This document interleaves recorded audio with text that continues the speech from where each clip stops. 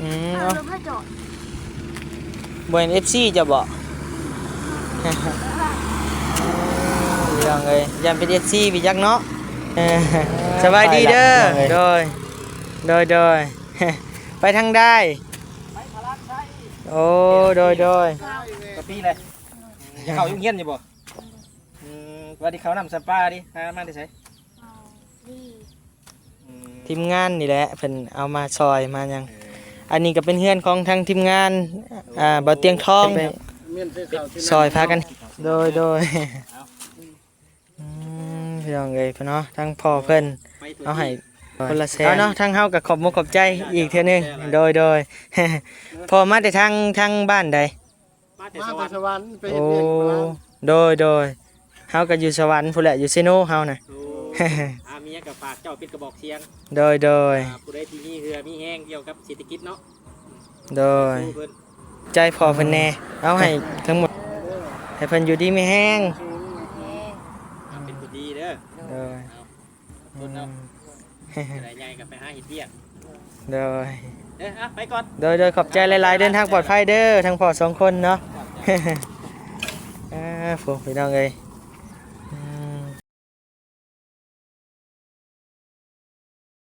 น้องพี่น้องเนาะก็พี่น้องเลยเปิดคลิปเปิดภาพมาบัดนี้ก็โอ้ยพี่น้องเนาะ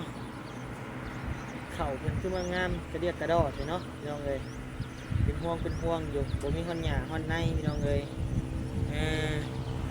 เอาเนาะพี่น้องเนาะมามื้อนี้มาพบมาพ่อกับบ่าวนิวอีกแล้วเด้อพี่น้องเนาะมาพบมาพ่อบ่าวนิวอยู่บ้านเฮือนของน้องบุญทวีไซฟ้านะพี่น้องเนาะแต่ว่าผู้ละเงินน้องเพิ่นบ่นิวเอารถมาจอด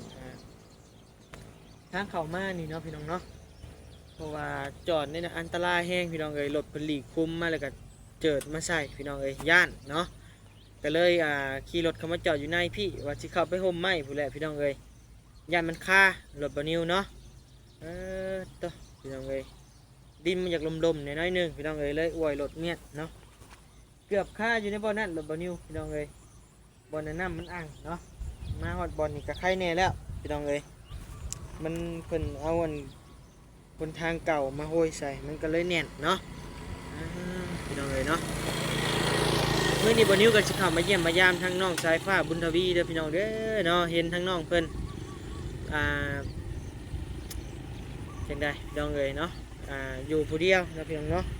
เลยสิเข้ามาเยี่ยมมายามเพิ่นอีกเทื่อนึงนะพี่น้องเนาะว่าสิพาเพิ่นไปตัดผมแต่จักสิไปตัดอยู่ทางใดพี่น้องเอ้ยเนาะอยู่ในบ้านบ่สิมีบ่เนาะพี่น้องเนาะพี่น้องเอ้ยเนาะบัดนี้กับกล่าวทักทายสบายดีพ่อแม่พี่น้องเมื่อทุกคนเด้อพี่น้องเด้อเนาะเสียงบ่ดังจังใดก็ขอโทษขออภัยนำหลายๆพี่น้องเอ้ยโทรศัพท์บ่นิวสิตายแล้วพี่น้องเอ้ยเนาะทางไอ้เตียงไอลี่เอาไม้ให้นะพี่น้องเนาะก็เอามาใส่กับบ่ได้พี่น้องเอ้ยเนาะลองเอาไม้ไปใส่ทางอื่นเลยได้แต่ใส่โทรศัพท์บ่นิวใส่บ่ได้พี่น้องเอ้ยกดเสียบมันสิตายแล้วพี่น้องเอ้ยเนาะไปถามเพิ่นมื้อนี้ก็เปลี่ยนก็เท่าใด250,000เปลี่ยนเนาะแต่ว่าได้สั่งอีกพี่น้องเอ้ยบ่นิวก็เลยว่าโอ้มีโทรศัพท์หน่อยเดียวเนาะก็เลยยังบ่ให้เพิ่นเปลี่ยนเอามาใส่ก่อนพี่น้องเอ้ยบ่นิวมีโทรศัพท์หน่อยเดียวก็เลยว่าเอามาถ่ายคลิปก่อนเพราะว่าคะแนนสิไปแป้งก็สั่งก็หลายมื้อพี่น้องเอ้ยเนาะเพิ่นต้องได้มั่งเอาของเก่าของโทรศัพท์บ่นิวนี่ไปเทียบกันพี่น้องเอ้ยก็เลยว่ามันสิเฮิงเลยสิบ่ได้ใช้โทรศัพท์พี่น้องเนาะจังน้อยก็สิบ่ได้ถ่ายคลิปให้พี่น้องได้เบิ่งได้ชมนำกันนะพี่น้องเนาะพี่น้องเลยไปมีแต่เข่าไปเยี่ยมทั้งน้องสายผ้าเลยเนาะพี่น้องเลยไปโดยนี่แหละพี่น้องเลยมาจอดอยู่นี่แหละหักเข่าเพิ่นงามๆพี่น้องเลยเนาะเขียวชุ่มอยู่ฟูแนมซุกนี่จักสิซ้ำใดพี่น้องเลยต่อไปคือว่าได้ยินข่าวว่าแมวมันเสียบ่น้องสายฟ้าเนาะพี่น้องเนาะนี่แหละพี่น้องเลยบันนี้ว่าเข่านี่แหละมันดิ้นลมเนาะบันนี้ก็เลยเอี่ยวรถกลับคืนพี่น้องเลยขนาดชั้นนี่ก็ยังลมละ ใครแต่ว่าเปลี่ยนยางมาใหม่พี่น้องเอ้ยมันเลยบ่อยากคาปานใดเนาะคะแนนเป็นยางเก่ารถบานิวโอ้เรียบร้อยพี่น้องเอ้ยบ่ได้ยัง ไปพี่น้องเอ้ยบานิวอันเอาอันนี้พี่น้องเอ้ยผักบุ้งเนาะผักที่มันปลูกง่ายพี่น้องเอ้ยผักบุ้งแล้วก็บานิวลืมเอาปุ๋ยอยู่รถเนาะผักบุ้งกับแบ่งเอาของอันแม่น้องเทพเนาะเดี๋ยวบานิวสิซื้อแทนเพิ่นเนาะพี่น้องเนาะบานิวกะเอาผักบุ้ง2 ถุงเนาะพอดีให้น้องเพิ่นให้น้องเพิ่นปลูกเนาะพี่น้องเนาะพอให้เพิ่นได้บ่มีอันของอยู่ของกินก็พอให้เพิ่นได้เก็บพัดกินเนาะพี่น้องเนาะใช่นะสบายดีเด้อมื้อนี้อยู่กับหูกับตาคือได้เห็นแล้วบ่นี่เดี๋ยวพี่น้องเอ้ยเนาะอีบุญรอดเห็นแล้วพี่น้องเอ้ยน่าจะถูกง่ายซื้อมา2 เต็มคือจะปลูกมะบัวอ่อนมันจืดแม่ มันบอกช้ำมะงื้อนะโดยคุมเดียวแป้งนี่มะมันเราจะมาขัวโดยจามคุมโดยเกลือมันเลยบ่แมวมันคือห้องแท้ใส่มะเกลือใหม่เบิ่งดู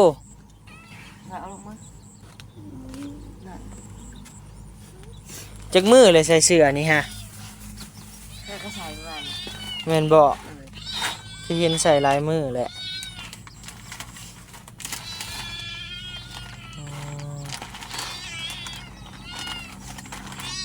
น่าสวยฮะ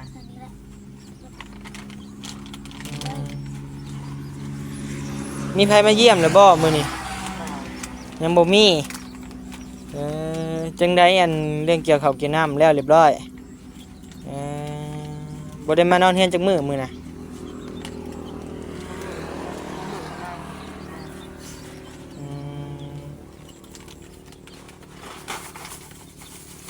หาแต่ตื่นบ่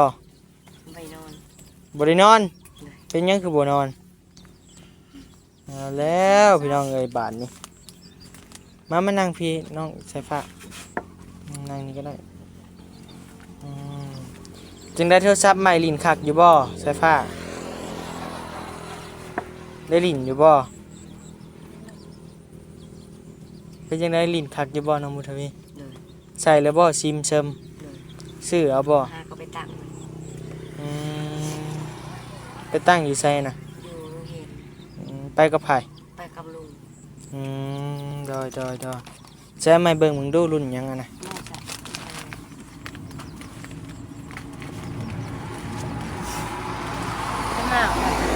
ฮะมาผู้เดียวพี่น้องเอ้ยโธ่พี่น้องเอ้ยเนาะถ่ายคลิปนี่คักเด้พี่น้องเอ้ยรุ่นนี้ชันชุมจบเจียพี่น้องเอ้ยเบิ่งบางเทียบานิวสิซื้อมาใส่ก่อนพี่น้องเอ้ยโอ้ของง่ายรุ่นฟินิกราคาถูกสุดของบรรดาโทรศัพท์คือกล่องมันคือลายฮะกล่องมันคือลายใช่ลายโอ้กล้องลายอยู่แต่มันกะจักมันเป็นอะไรบ่ฮู้มันบ่อยากงาม เอาเมียนซะมีแต่หักษาเด้อหามทางผู้ใหญ่ผู้รักผู้ใหญ่เพิ่นเมตตาสงสารบ่เจ้าแล้วก็ซื้อมาให้เนาะทางไอรีซื้อมามอบนะพี่น้องเนาะก็หักษาไว้ให้มันดีให้มันใช้ได้ดนที่สุดเนาะฮู้บ่ว่าลีซื้อมาเท่าใดจักพันจักล้านแล้ว2 ล้านปลาย2 ล้านปลายแพงกว่าโทรศัพท์บานิวอีกพี่น้องเอ้ย โทรศัพท์บานิวล้านปลายนึงบ่2 ล้าน8เศษโอ้แพงเติบเนาะ50,000โอ้โดย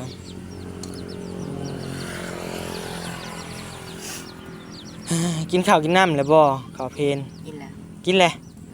น้องเสฟ้ากินแล้วยังบ่อยากบ่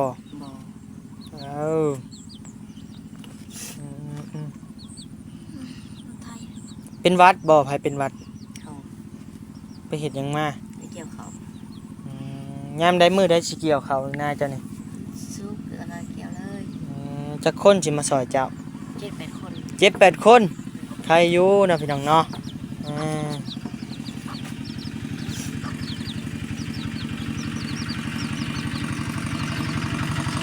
ขึ้นแล้วบ่ขึ้นลายแล้วบ่พดคู่มือบ่วัน โดยอันน่ะเด้อเจ้าเอาเพื่องเด้อมีบ่เพื่องโดยจะไปเอาเพื่องมาคุมมันเม่นแน่มันแดดแห้งช่วงนี้อย่ามันตายเด้อเอาเพื่องมาคุมเม่น ว่ามันจะพาแมว กินข้าวกับหยังกินข้าวนะ ทอดไข่ ทอดไข่โดยมันแดด แดดแห้งมื้อนี้เนาะมีแต่งานมีแล้วมันไข่แน่แหละพี่น้องเอ้ยบ่นิวมาเนาะฝนมันตก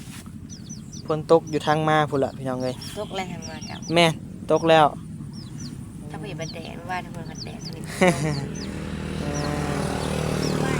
บาลี่ยังบ่มาบ่ นั่ง โดยห้านตัดผมอยู่ทางใดห้านตัดผม ข้างเล่นก็มีข้างนี้ก็มี ดงเห็นผู้บ่ตัดผมนะ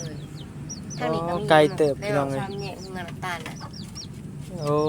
ในหมู่บ้านนี่บ่มีบ่ บ่ โอ้ไกลเติบพี่น้องเอ้ย จะเห็นอย่างมันนี่ แล้วตัดผมให้น้องชายเจ้านี่แล้วนี่น้องสายฟ้านี่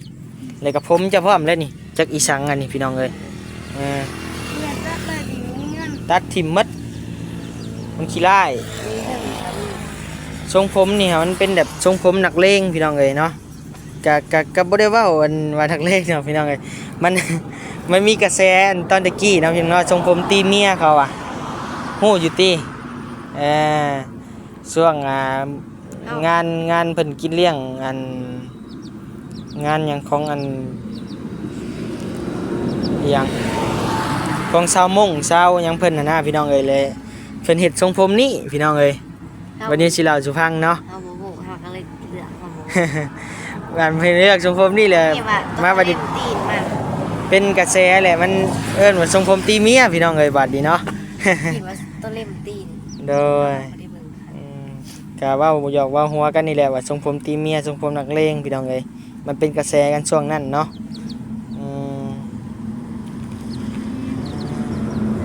มีแต่ตัดออกเนาะมันจังงามแน่อันนี้บ่ได้งามพี่น้องเอ้ย แล้วสิผักอีกวะ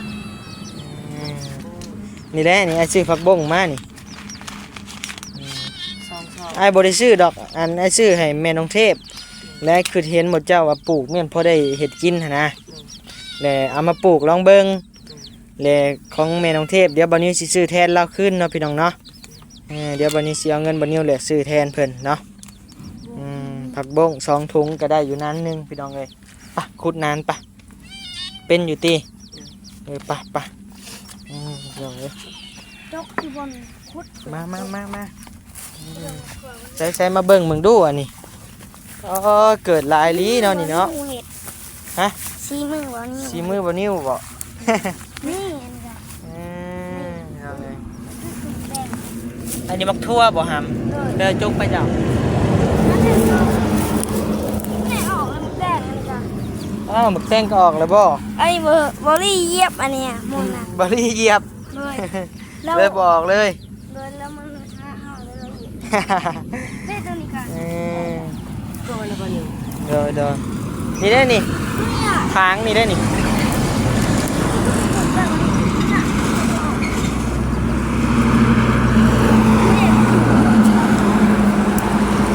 ได้บอรี่ โดย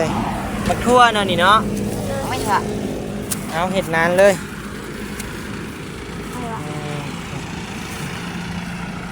ก็ยังไง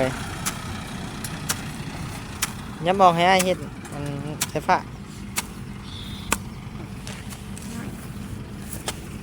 กู้เบิ่งดูส่งเสือนี่กู้เบิ่งดูเสือนังเฮียนไผนี่เอา รถพระจอด บ่เห็น FC จะบอกพี่น้องเอ้ยยันเป็น FC พี่จักเนาะไปหลัดพี่น้องเอ้ย โดยสบายดีพ่อ จังใดเอารถมาให้น้อง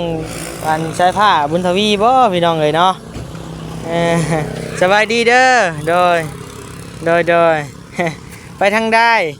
ไปพลัดใช้ โอ้โดย ใช้เวเบิ่งไอ้น้อยนี่นะ โอ้ FC บ่ บ่เมื่อคืนนี่เบิ่งกันน่ะได้อันไอ้หยัง TikTok ที่เฮ็ดนั่นน่ะรีวิวเบิ่ง โอ้ ว่าอยู่บ้านได้ก็บ้านประเทศไทยเจละมังเว้ย โดย นี่แหละทั้งน้องเพิ่นก็อยู่แบบนี้แหละ อยู่คนเดียวช่องไอ้น้อง โดยช่องไอ้น้อง พ่อแม่ไม่ใช่มั้ย พ่อแม่เพิ่นไปไทยพ่อหาปะกันแยกทางกับแม่แล้วก็พ่อใหม่ก็อยู่ไทยแม่ก็อยู่ไทย อยู่นี่อยู่ดินเพิ่นซั่นแหละอยู่เพิ่นเองบ่ ดินของเพิ่นเอง บ่ได้ไปโรงเรียนบ่ บ่ได้เข้าได้บ่เคยเข้าโรงเรียนจักเทื่อ จะปีเลยนี่ฮะจะปีเลย เก้า ก็ปีเลยเข้าโรงเรียนอยู่บ่ว่าดิเขานำสปาดิหามาได้ไส เอาดี ทีมงานนี่แหละเพิ่นเอามาซอยมาหยัง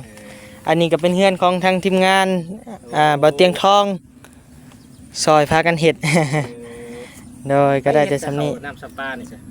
ก็มีช่วงหนึ่งแม่เพิ่นมาเฮ็ดอยู่ ดีเลยโอ้แม่นๆแล้วนี่คือว่าเฮ็ดเพิ่นรีวิวอยู่อ่ะมีโอกาสคันได้เวขี่มาอยู่ที่แม่นแล้วไหน โดย เพิ่นว่าอยู่แถวเรียนไซนี่นะ โอ้ ที่แม่ก็ให้เพิ่นเฮ็ดเวียกอยู่นี่พลาดนี้ โดย ให้เด้อยู่จะปีได้นะ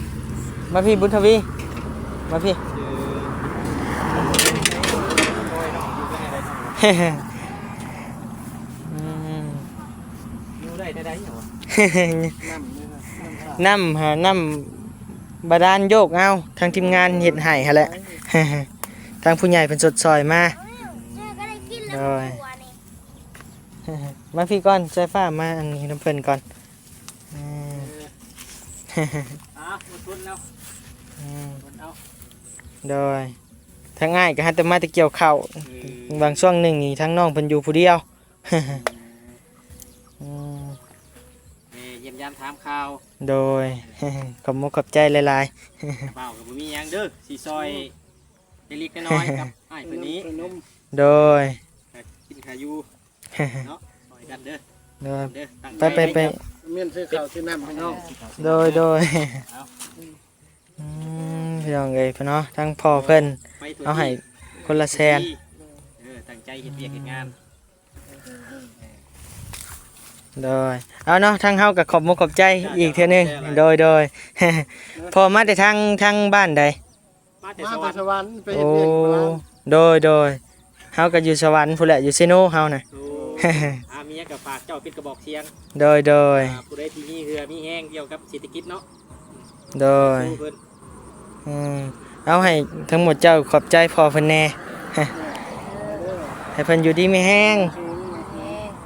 เป็นผู้ดีเด้อ โดย เอาทุนเอาอะไรใหญ่ก็ไปหาเฮ็ดเวียก โดย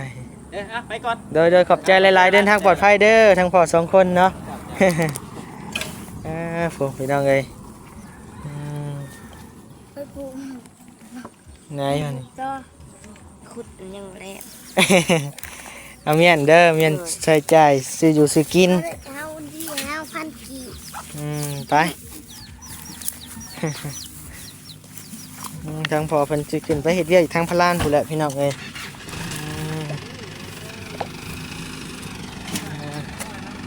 เพิ่นก็น่าจะเป็นพนักงานนะพี่น้องเนาะเพราะว่าป้ายรถเพิ่นก็เป็นป้ายลัดไปลวงพี่น้องเอ้ยเ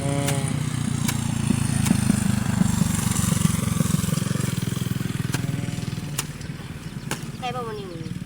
ได้แล้วเอาใหญ่ๆหน่อยนึงเพราะว่ามันช่องทงมันก็กว้างเติบอยู่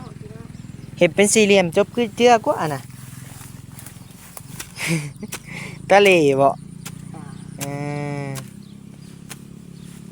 มีแต่เก็บไว้ใช้เนี่ยเป็นประโยชน์เด้อเงินเพิ่นเอาให้เด้ออย่าสิไปหาเห็ดโลเล่ได้ไปหา พอแล้ว ว่าเรื่องวัยรุ่นเนาะพี่น้องเนาะคือขนอกขนองไปติดหวานติดยานี่โอ้ยแฮงกระเตกกระตำเข้าพี่น้องเอ้ย โดยขอบใจหลายๆเด้อ เห็นบ่ FC บักหลายๆหนึ่งฮู้จักบักหลายเนี่ยจะไปเห็ดแนวโรเล่บ่ได้ บ่งามบ่ดีเด้อ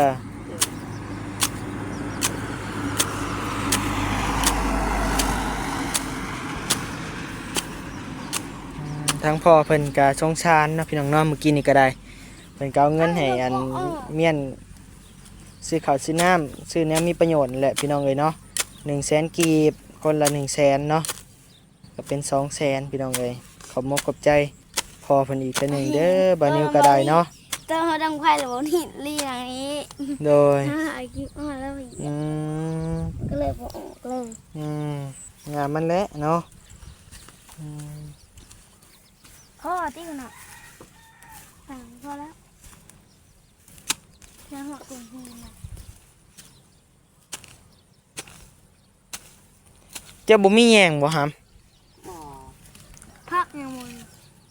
มีแต่ผักบ้งตัวนี้หายันไก่กินตัวนี้ พักบุ้ง แม่น ใครบุกินแล้ว กิน นั่นดิบอกเลยล่ะ มีแต่แล้วผักบ้งบ่นะจ๊ะ เลย ผักบ้งธรรมชาติตัวน่ะผักบ้งอยู่ในน้ำพี่น้องเอ้ย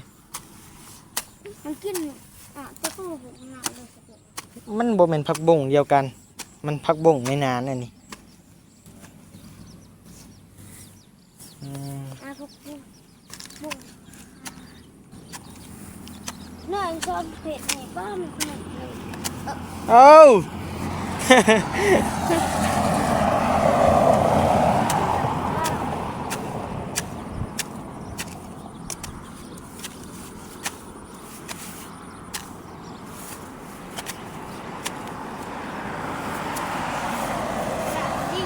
เอ้า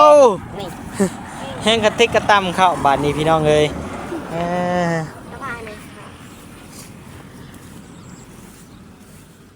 เดี๋ยว ตอนเธอขวดดิ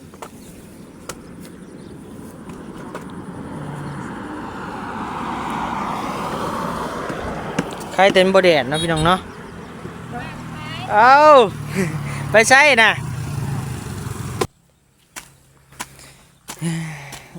ขนาดนั้นละพี่น้องเอ้ยเซียนอยู่เนาะซะ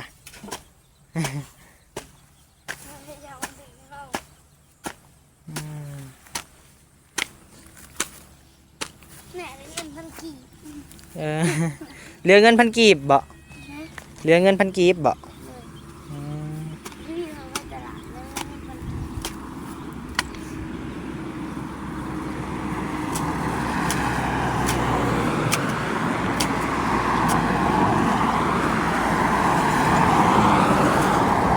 เมื่อยบ่เปลี่ยนใช้ผ้าบ่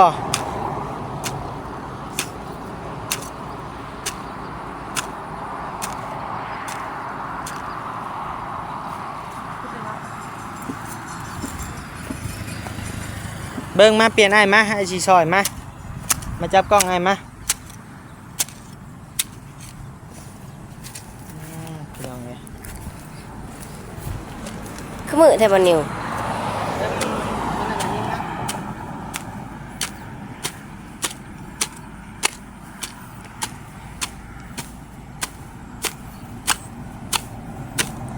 หมักหินได้ดิเนาะ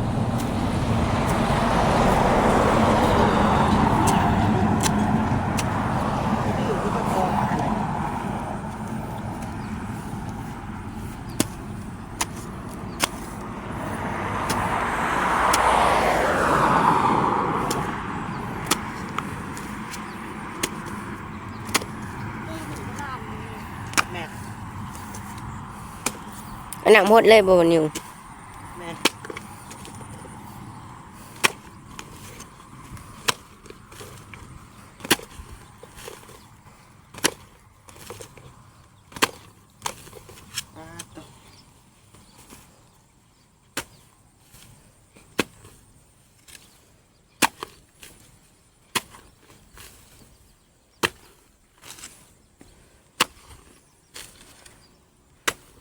ปลาตัวเจ็บแอวเงี้ยงเสียหายไปที่กล่องนะอืม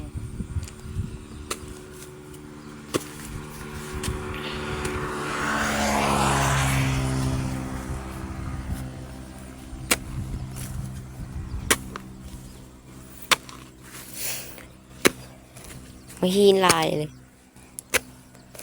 ก้นหินร้ายเนาะเบิ่ง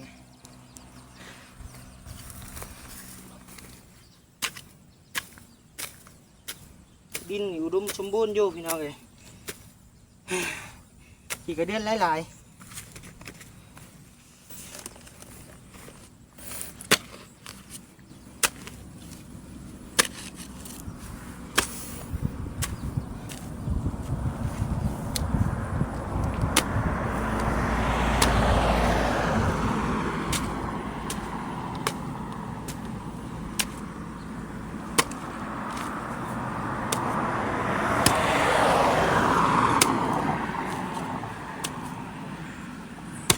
อ๋อขี่ดินอ๋อ ป้อหิน เปลี่ยน ลาย เปลี่ยน มา หอบยังไง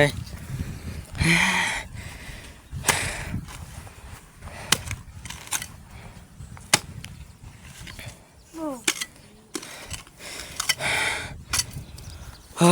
เมื่อย ก้อนหินแฝงทุก เจ็บแอว ใหญ่นะ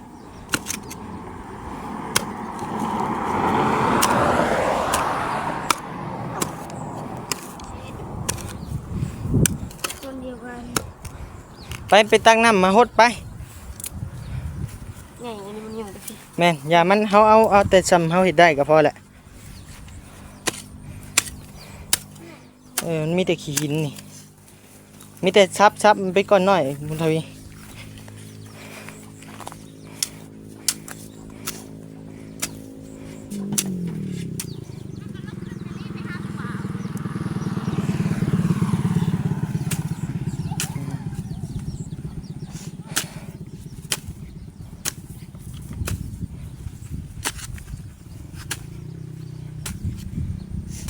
มีแต่ให้หญ้ามันเน่าก็แล้วจึงเอาผักลงเนาะ